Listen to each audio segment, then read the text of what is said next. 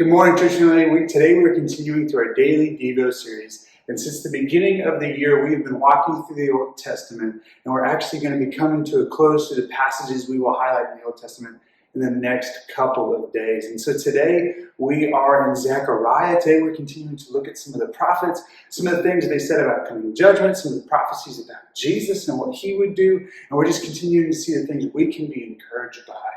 And thus far in Zechariah, the last couple of chapters have really taken such an encouraging tone and note.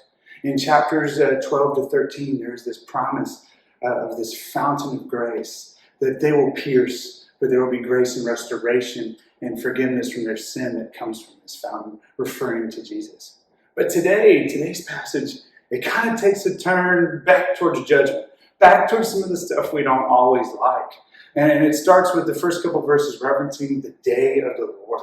And the day of the Lord is something often acknowledged through a lot of the prophets, a lot of the Old Testament. And it is a term that is basically mentioning that God's about to intervene. Some sort of wickedness of man has caused God's judgment to be required.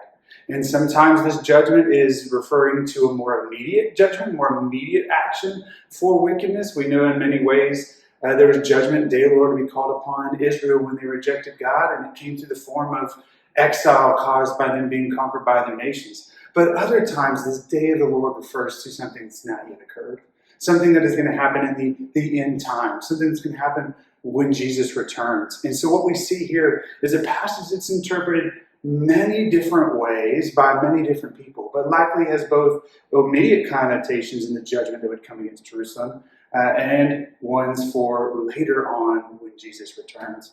So what we see, what we read is the day of the Lord's saints going to come, and this day of the Lord starts with the nations being raised up by God against Jerusalem. And we see this destruction of Jerusalem. We see that God rightfully judges the sin of Israel by allowing enemy nations to come against Israel, come against Jerusalem. But like we've seen through a lot of the prophets and a lot of the Old Testament, is God did not leave it there. He justly judged Israel and caused their sin to bear consequence. But then it turns and says that he fights for them against the nations. That he turns and he fights the nations back, doesn't allow Jerusalem to be completely destroyed, and maintains a remnant. And it continues then to a lot of very apocalyptic language about this bitter cold, about this darkness, just some language that shows us of what it's professing something yet to come. But here's the important part.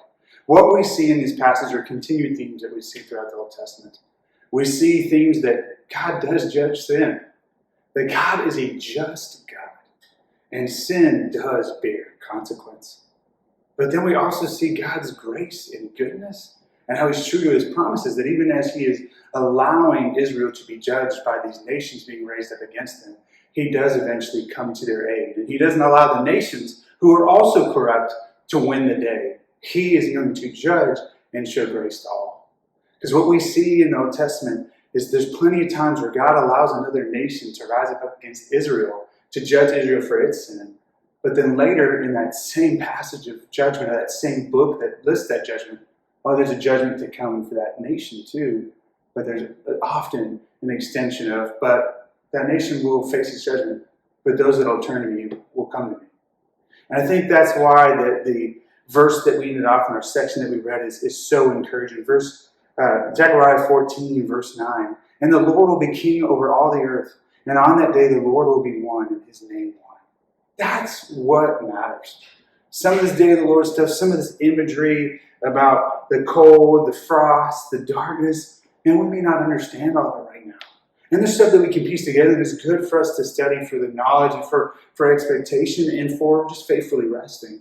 But what's most important is, at the end of the day, when it's hardship in this life, or judgment for my sin in this life, or when it's judgment for the time to come, what matters is if I am accepting the truth that Lord, he will be king over all, and that he will be one in his name. And if I'm making sure that that is the kingdom that I am giving my loyalty to and resting in, I can have confidence. I can have confidence that when I am resting in the Lord who is one, when I'm saying, not that I'm perfect or without brokenness, but that I'm pursuing him and his kingdom, I will be able to stand the time of judgment. Because my lot will be with God, with Jesus as the Lord. And it'll be his grace that I experience.